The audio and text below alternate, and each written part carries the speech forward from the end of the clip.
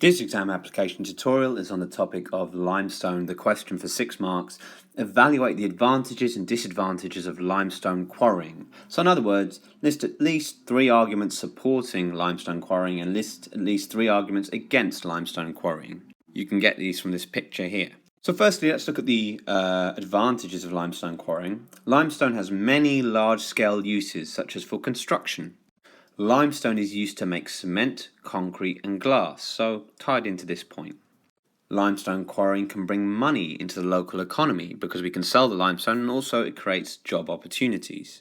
And this money can be used to improve local facilities. And as I said, it also increases employment opportunities. So these are the key benefits. You would not need to list them all, but here they all are. Also, to add one more, restoration is required as part of planning permission, so you can't now construct or build a quarry without promising or guaranteeing that you'll return it back to its natural landscape afterwards, if that's even possible.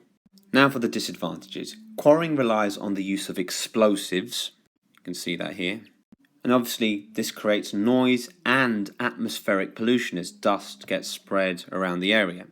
Quarries also increase traffic in the local area as limestone needs to be transported to where it is needed.